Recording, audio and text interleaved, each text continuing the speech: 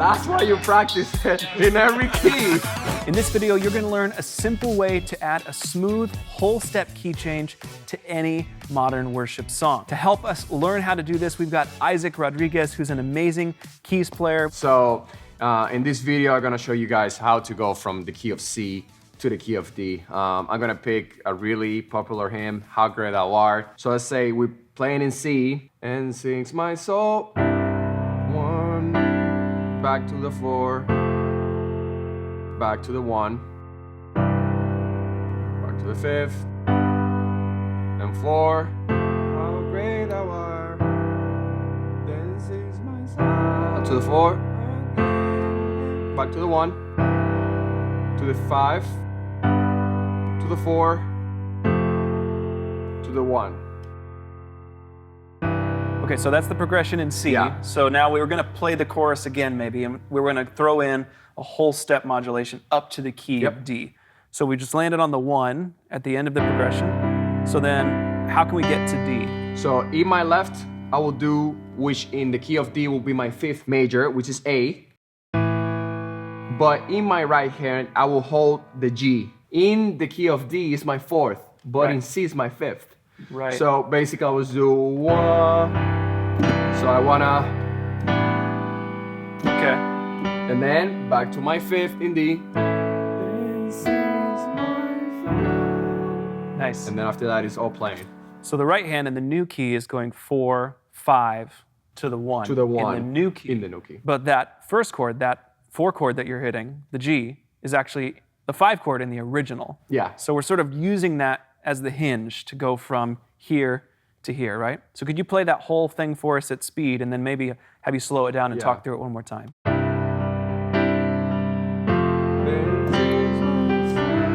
the key of C. To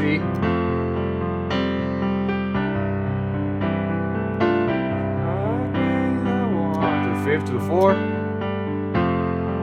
To the 1.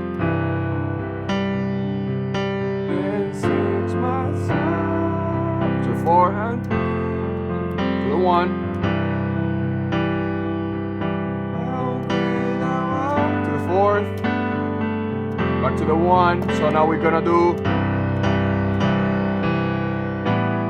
Here's where it goes. Yeah. And then you. So we're just using one measure of this chord to hinge from C to D. To D. So from C, and we're gonna walk 5th. So right here will be the 5th major. The new 5. The new 5 from D. But it's really important to keep that 4th chord, which is the new chord from D, which is my 4th, is G, but it's my 5th in C. So, because it's kind of holding it back, but it's also, you borrowing that chord from the last chord, which is C. So it's, and back to the 5th, then sings my back to D. So 2 beats of G, 2 beats of A, and then we land at the new home. Yeah. Right? It's sort of like we're starting here with this original place we started in G. We're going to hang out there for a little bit, pointing towards the new destination when we switch to that true A chord. Yep. But we haven't actually landed on the new 1 until the chorus kicks back in. Correct. So music is all about tension and resolution, right? Yep. And that's why this key change actually works, because there's this moment where we've introduced the idea of a new destination or a new like 1 chord, a home base, if you will, but we haven't hit it. We don't hit it until we've already done the necessary traveling to get there. And that's really what makes this work. Because if we just played in C and then immediately played in D, it would be a train wreck because they're too close to each other. Yeah, right? it's so very close, yeah. Could you show us how we could do this again in another song? Let's stay in the key of D now and maybe go up to E. Let's do something old that would really benefit from this kind of key change. Do you know Shout to the Lord? Shout to the Lord, yeah. Okay, so we're going to do it in D. Let's do the chorus. So let's do...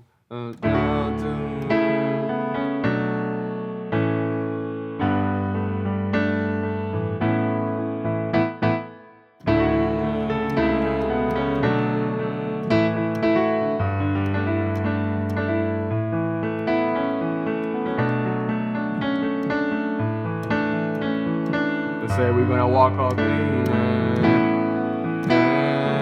to do another chorus.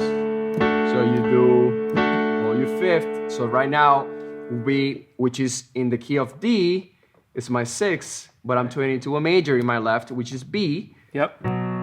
So we're going to the key of E. So the 5 now is our B chord. Is our B chord, and but right here on my right, I hold my 4. Yep. So what I would do is, but right now this is my 4th chord in E, but right now in D is my 5th chord. Yep. So I would do hold it, 2 measures, and then B natural, and then shout to the Lord. Yeah.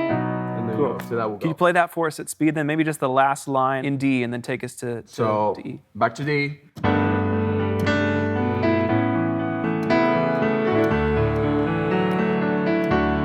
here we go. Shout to the Lord. Yep. And then after that you keep playing.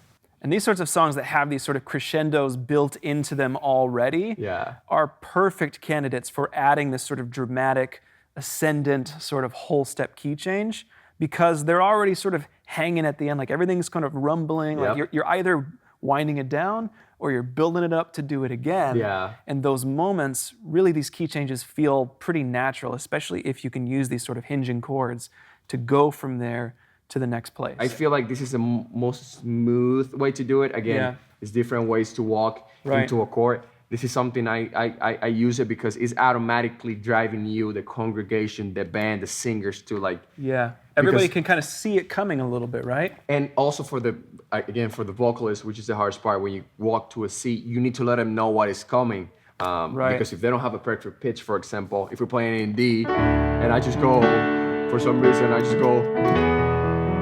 they might be thrown off a little bit, but if I can exalt, like, hey, we're playing D, but right now we're going to E. So, I'm helping the voice. You will land in your one.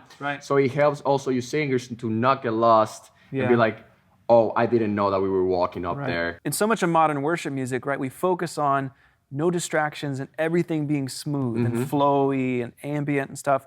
And I think that's why maybe a lot of these modulations sort of fell out of style for a while, because they're noticeable, right? They happen musically. But I think that there's something to be said for and a certain power to saying we are going somewhere musically, right? There's a flow and a smoothness to it, but there's also a motion and a movement that I think can actually be a really powerful effect.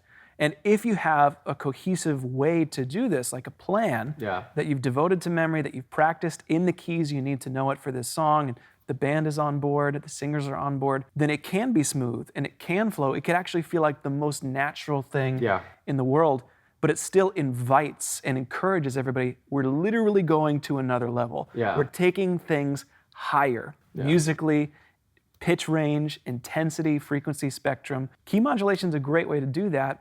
It doesn't have to be scary, and it doesn't have to be cheesy either, if you can come up with a good plan to do it. So that's awesome, Isaac. Thanks for showing us that, man. Absolutely. So guys, we're gonna leave it here for this video because this is plenty to practice. Start in the key of C, go to D, go to E, go to F sharp, go to work your way around. Can we put you on the spot? Could you start in C and just work this modulation up? Absolutely. And see how it goes? Yeah, absolutely. Okay. So I will start in C. And if I want to go to D, if I want to go to E, if I want to go to F, if I want to go to G,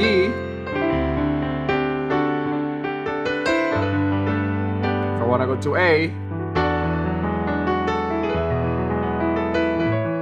to B,